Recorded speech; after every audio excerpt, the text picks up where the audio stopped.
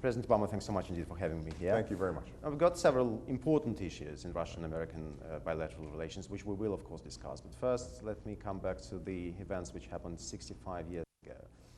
Now, Russia is, of course, the country which lost more than 20 million people. Russia proper, 70% of the losses of the USSR. And it's self-sufficient to say Second World War in Russia. But it's also an important issue here. What do you tell your children, for instance, about the Second World War? Well, you know, we have personal connections. My grandfather fought in World War II. He was part of Patton's army. And my great uncle, my grandmother's brother, was one of those who liberated Buchenwald.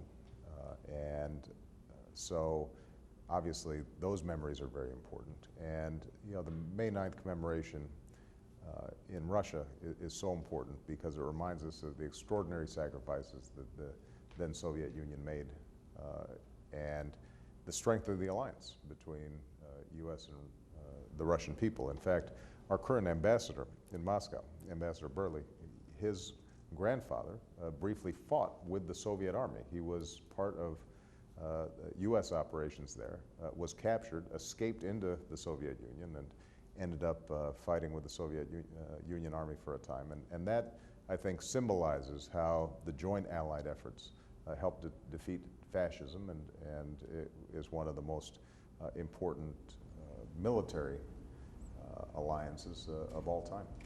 Now that we are into reset, given today's circumstances, which are the common enemies of today? Well, obviously terrorism is one of them.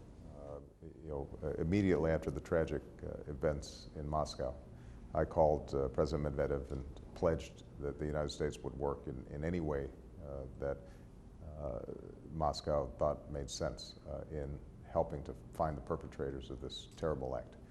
We just recently had an attempted terrorist act in New York. And it's a signal, I think, that whether these activities are happening in Moscow or they're happening in New York, that countries have to work together to make sure that these terrorists are apprehended, that their networks are destroyed, that their sources of financing dry up. And no single country is going to be able to do that on their own.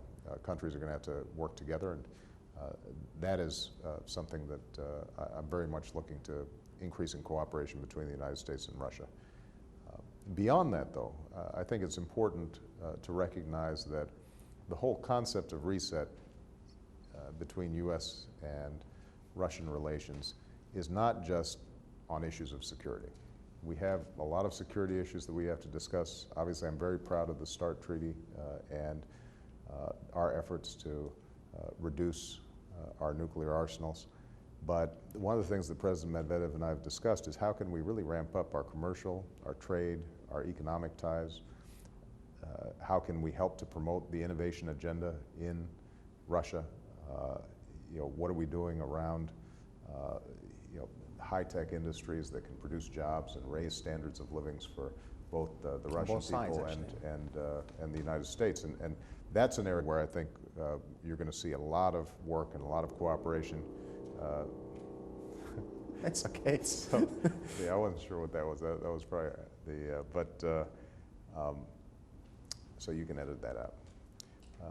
One of the things we're very excited about is we've set up a presidential commission with 16 active groups on everything from energy to high tech.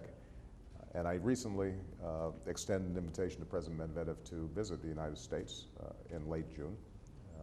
And one of the things we hope he's going to be able to do is not just visit Washington, but also to travel, for example, to Silicon Valley and see how the connections between universities and venture capital and businesses has been able to create some of the extraordinary inventions that all of us use today. Now that you mentioned the START Treaty, when are we going to ratify it, and what are the chances? My hope is that we ratify it this year on our side. And during this Congress or after the election? Well, I'd like to see it happen before the election.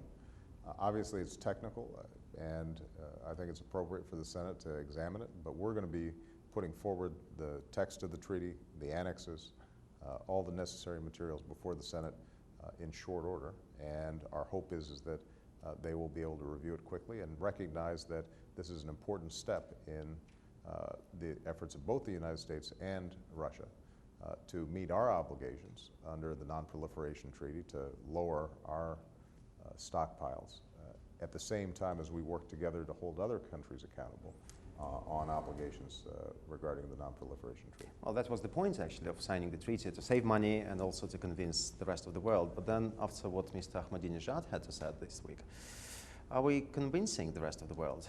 Well, look, I think Iran and North Korea are two special cases. I think most countries around the world have recognized that the core principles of the Non-Proliferation Treaty, the NPT, which say that countries that have nuclear weapons should try to reduce their reliance on nuclear weapons, that countries that don't have them should forego them, and that everybody has the right to peaceful nuclear energy. That principle has been embraced by a lot of countries, and there are countries like South Africa, for example, that had gone fairly far down the path of developing a nuclear weapon and decided this didn't make sense for us. North Korea and Iran are two outliers, countries that have insisted on flouting international rules and UN Security Council resolutions, aren't cooperating the way they need to with the IAEA. And so I've been very heartened by the cooperation that we've seen so far between the United States, Russia, the other members of the P5+1 in terms of imposing the kinds of pressure and sanctions that are necessary to get Iran to choose a more responsible path that will lead it back into the heart of the international community.